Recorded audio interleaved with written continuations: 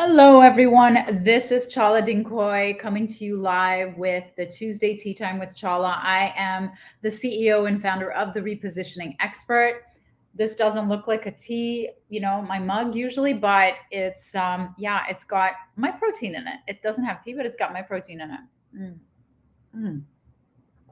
You're seeing me, if you're seeing me live at a much earlier time today, it's a little bit busy. I'm doing some year of end exciting stuff. I've got a new background. This is my new background. This is what used to be in my previous home, and it's like this giant canvas that I had made of Logan in the shower, and it's a black and white. It's kind of like artsy, and anyway, so I'm really into this big art pieces in my home because I like simple and I like bold, of course. And then and he allowed me to put it up because he was against it.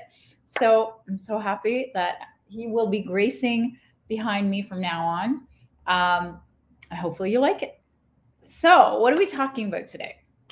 It's almost the year end, you guys, and I know that you're getting ready to, for 2023, you're getting ready for the holidays, you're wrapping up your businesses, but there's still enough time. In my book, with my clients, I'm still pushing them for new outreach ideas, new money-making, ideas and suggestions, and, look at increasing your prices. If this is the year to do it, do it. I'm not done. So I don't want you to be done. I'm going to be doing my Tuesday tea times all the way to Christmas. And I wanted to give you some more information about, why are the buying timelines getting longer? There's a method behind the madness, and it's quite fascinating, really.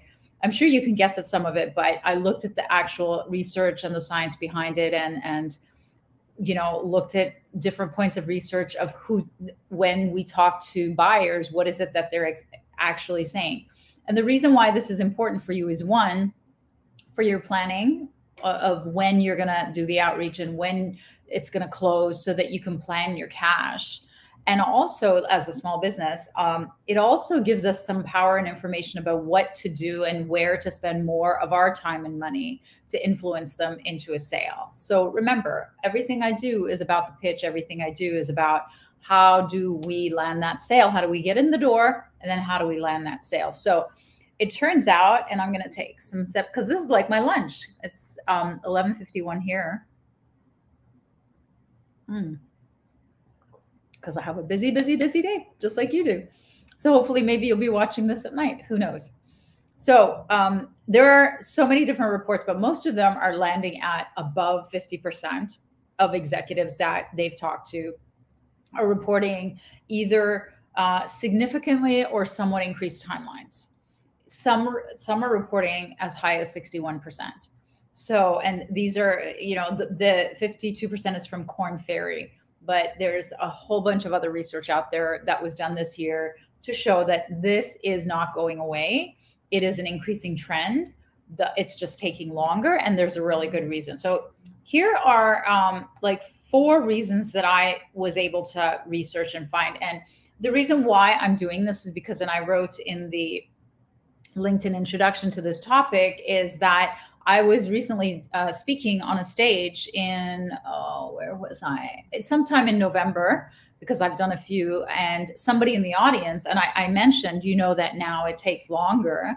And we talked about that. And then he asked, like, why exactly is it taking longer? And I gave him some, general ideas, but I wanted to really dig down deep and find out the actual real integral parts of what is going on behind that closed door. Why are you waiting longer for deals to close? And what do you have to change in how you speak to them, how you pitch them, and how you do your marketing and sales to be able to get in more, close more, get in more doors, and so on. Okay. So the number one reason why it's taking longer is because the buyers are taking more time. I know it sounds it sounds very intuitive. It sounds like, yeah, duh. But really, so 60% are saying that they're giving it more time than they ever used to. And I'll show you exactly how they're taking that time and where they're spending that time. The number 2 reason is that their buying group has increased. So it is now 6.2 average people that you have to talk to in the buying group. And that's a 20% increase over last year, according to the Korn Ferry study.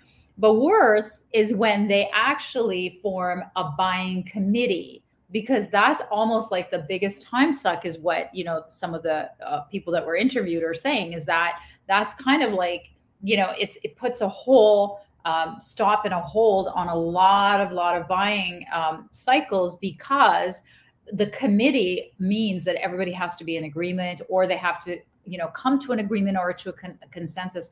I don't know how is that different from having 6 different buyers. Typically when you have 6 different buyers, sometimes you can speak to them at different times, but when it's a committee, they have to have a consensus and they have to come together, and often you have to present to them together. So my clients and I always go through, what are the steps to do, what do you do differently, and how do you address that when you are talking to people en masse? Because you have like a multiple audience to convert, and they all want different things from you. They're all looking at different things. It could be the financial person is in the room. It could be the person who's actually going to be using your services that are in the room. It could be, the person's manager that's in the room. And there's so many conflicting, agendas and politics, and you have to manage all of them. So that's why it's getting trickier, and you have to manage for all the different characters, expectations, and roles in the buying team. So that's the second reason why the timeline has gone up. The third reason is there's a shift in the timeline. So it used to be that, when you were talking to a corporation and they were trying to buy something from you, that they would contact sales right away. But what's now happened is they're using that time of the whole purchasing journey to actually research it on their own.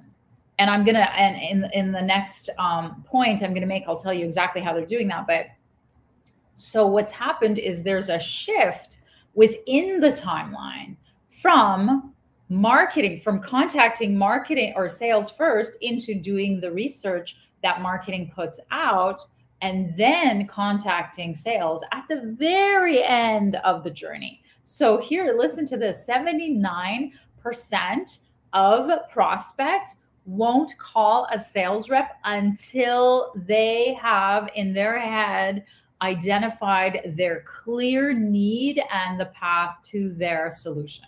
So imagine that they're doing all of that work on their own, which is why in the number one reason I told you they're taking much longer. And the reason why it seems like they're taking much longer is because they're finding out about the product and doing that discovery phase and that whole journey, the buying journey, without the sales rep. So that's why it seems like, oh my gosh, they're not calling back. Oh my gosh, it's been so long. And it's because they're doing all their due diligence. And this is where the marketing teams have to come in much stronger, and they become more important than sales ever was. Because what this data tells us is that what marketing is doing is the thing that's visible all the way to the end. And the only person who, the only thing that they need from that sales rep at the end is really just to negotiate the price and then just to close the sale. Okay. So that's the third reason. Let me take another step. Okay. So now the last reason is buyers are now looking at everything. Remember, I was telling you that whole, 79% said that they don't contact the sales rep until they're ready. How do they get ready? Is they're looking at everything. It's called the omni-channel. Like omni-channel is like they literally look at every single thing in the market to be able to determine whether and who. So here are some of the things that they're looking at. They're looking at their experience with the past vendor. They're looking at if they've already worked with them. And by the way, the timelines, as you can guess, to work with a new vendor versus an old vendor is different. So obviously the existing vendor, to close a new sale with an existing vendor, is shorter, but it's still getting longer as a process. So what are the omni-channel things? This whole thing that they're looking at is the past vendor experience. Then they're looking at industry experts. So no matter what I do with my clients, the first thing we start with is picking an industry or an interest group to become an expert in, instead of becoming a generic, do it for everyone, do everything for everyone kind of situation. I want you to become an industry expert. And guess what they're saying is they're looking at industry experts. But you have to position yourself as an industry expert, just putting, and I'll tell you at the end, what you notice is that none of the things that they listed are company generated PR or content marketing. But when your own marketing becomes content, becomes considered as an industry expert, is when the industries themselves start to invite you to speak on their stages like they did with me, or to, sit on a panel, or to write a blog. That's when you become, known by the industries, when you are creating enough content that's of so much value and knowledge and information that they then embrace you and bring you on to teach them a few tricks. And that's when you become endorsed by the industry, and that's when they recognize you as an industry expert.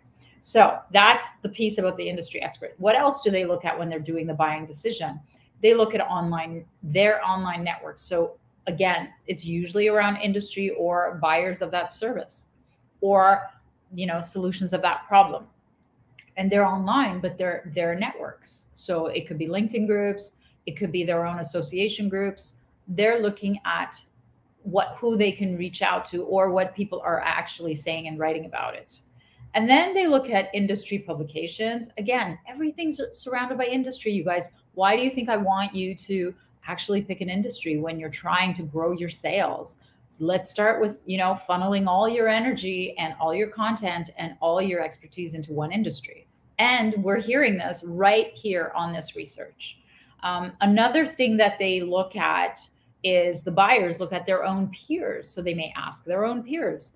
In one of our insights questionnaire that we deploy with clients as soon as they start working with me, the question that we ask is, if you were asking a peer, what words would you use to describe this problem that you have?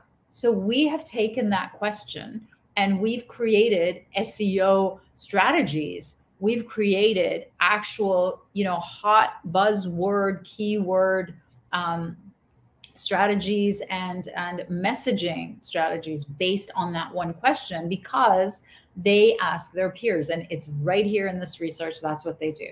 Another thing they look at, of course, and this was actually shown post-COVID to be almost one of the most important places that they look, is the vendor website.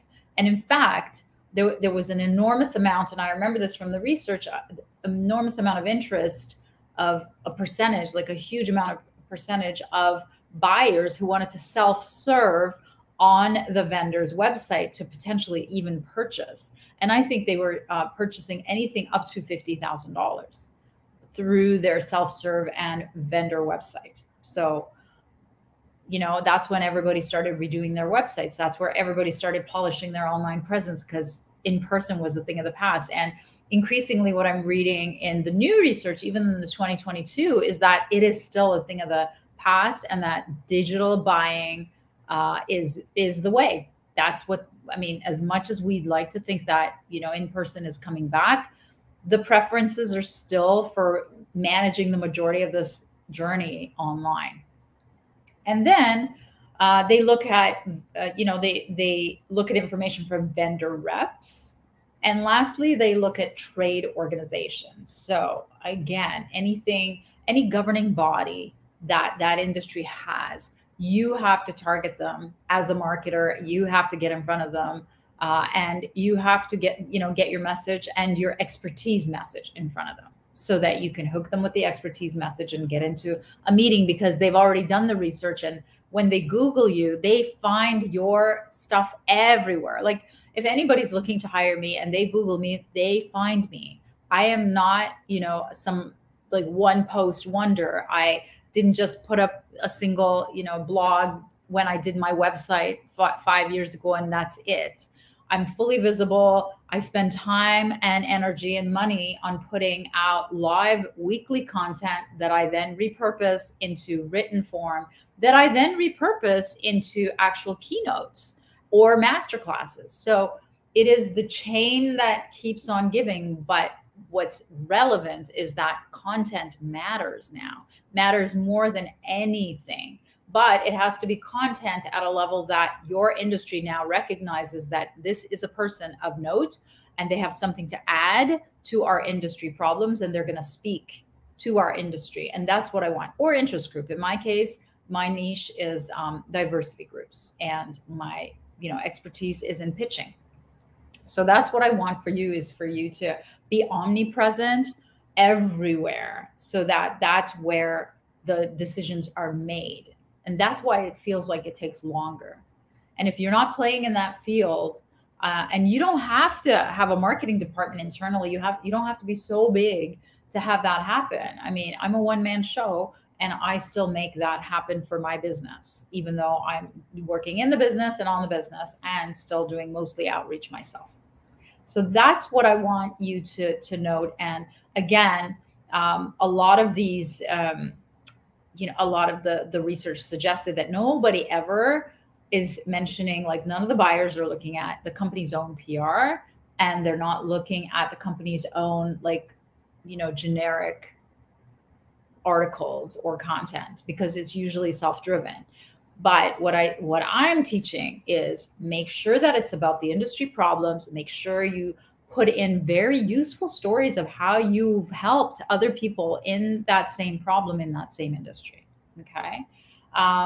In fact, like, the content was so important that one report found that of tech buyers, they needed to see 11 plus pieces of content before making a decision. And I've always said, remember when I do the marketing plan, that you should always have like 7 to 12 touches. That was the latest and greatest number, of 7 to 12 touches before somebody will buy you. Well, they've done the research, and for tech buyers, it's 11 plus. So that's very close to what I've been saying all this time. So the bottom line for everything, though, was it had to be the number one reason that buyers either didn't buy or did buy was because whether they thought the vendor understood the problem, their problem, better than anybody else. So if you can convey that you understand that problem, and the best way to do that is to pump out the content around the problem and how you solve the problem. And all you do, like, for example, I'm going to be running a masterclass this month, and all I'm going to do is show befores and afters, because that means I not only understood the problem, but I solved it. And here is a stark, contrast of what the problem looked like and when they were in the problem and out of the problem. So that's what I want for you guys. I hope this was helpful. I hope this, almost like lunchtime now. Ooh, it's like 12:06. And I hope that December you do like me and hustle, so that you can start the conversations for the first quarter of the year and get into some corporations, so that you can close more meetings, because guess what? They're taking longer. So why not start now? I hope that was helpful, everyone. See you next Tuesday. Take care.